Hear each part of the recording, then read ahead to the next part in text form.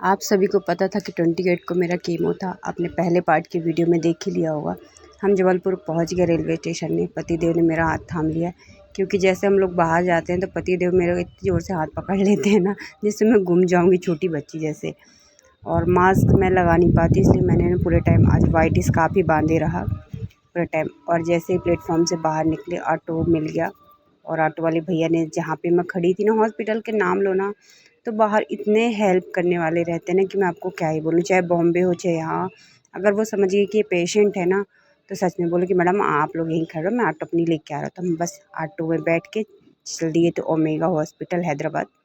ये देखो हॉस्पिटल पहुँच भी गए, बैठे और हॉस्पिटल पहुँच गए। तो बस आ गए थे हम लोग हॉस्पिटल। पतिदेव ने बोला कि तुम चलो फाइल जमा करो ओपीडी में, अपना वज़न बीपी ये सब टेस्ट करवाना, मैं नीचे का काम करवा के आ रहा हूँ। क्योंकि ना एडमिट होने से पहले बहुत सारे छोटी छोटी काम होते हैं जो आपको पहले पूरे करने होते हैं। फाइल वर्क बहुत सारा होता है जिस दिन कीमो होता है। तो मैं ऊपर चली गई थी और ये भैया ना बीपी लेते हैं, वेट लेते हैं, फाइल इनके पास जमा करनी होती है, फिर अंदर फाइल जाती है। तो भैया बोले आप बैठो, यहाँ पे वेटिंग मशीन रखी है। मैंने वेट किया, हाइट लेते हैं। इस बार वेट मेरा 85 ही था। वेट तो ठीक था, जैसे पिछली बार था, कम नहीं हुआ इस बार वेट। पिछली बार 1 किलो कम हो गया था, तो मुझे यही डर था यार कहीं मेरा वेट ना कम हुआ। अंदर की ओपीडी कंप्लीट करवा के मैडम से मिल के, मैडम ने बोला कि जल्दी से आप खाना खा लो, क्योंकि कीमो लगने से पहले पेट एकदम फुल भरा रहना चाहिए गले तक। तो बस इसमें दही था, रोटी थी, दही थी और ककड़ी थी और क्या था, हाँ बस इतना ही था। तो मैंने ककड़ी नहीं खाया, पता नहीं क्यों, मुझे अच्छा नहीं लग रहा था।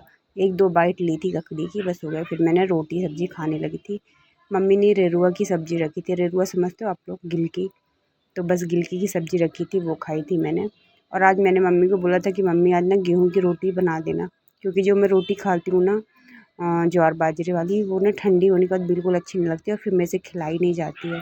तो मम्मी ने आज गेहूँ की रोटी रखी थी और ना मैंने ये भी बोल दिया था कि इनके लिए भी आप रोटी सेक देना, क्योंकि फिर ये बाहर खाने जाते हैं मुझे छोड़ के।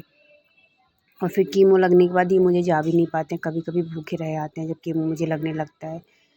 तो बस मेरा बेड मिल गया था, मैं लेट गई थी और दवाइयाँ मेरी आ गई थी। पतिदेव सब चेक कर रहे थे सारी दवाइयाँ हैं कि नहीं। ये हर ना जो साथ में अटेंडर रहते हैं ना, इनको ये देखना बहुत ज़रूरी रहता है कि जितनी क्वांटिटी में मैडम ने लिखा है उतनी क्वांटिटी में मेडिकल से आई है कि नहीं आई है, और सही दवाई है कि नहीं है।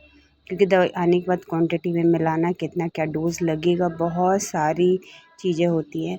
और ये कीमो रूम है जहाँ पे कीमो लगता है ना, वो भैया जो सामने खड़े ना, वही मुझे ड्रिप लगाएंगे, वही कीमो चढ़ाएंगे और उन्हीं के अंडर में ये सब काम यहाँ पे कीमो रूम पे होता है। स्टाफ भी रहती है, लेकिन यही भैया सबको कीमो देते हैं घर पे, यही कीमो लगाते हैं। फिर भैया को इन्होंने बुलाया कि भैया दवाई आ गई है, बेड में आ जाओ। फिर दवाई ना मेडिकल स्टोर ही लोग ऑनलाइन कर देते हैं, फिर सबके बेड में सबकी दवाइयाँ आ जाती हैं। ऐसा होता है, ऐसे बॉम्बे में भी होता है। बॉम्बे में लेके आनी पड़ती हैं, बॉम्बे में ऐसा नहीं होता, बॉम्बे में लेके आनी पड़ती है दवाइयाँ कि आप खुद लेके आइए।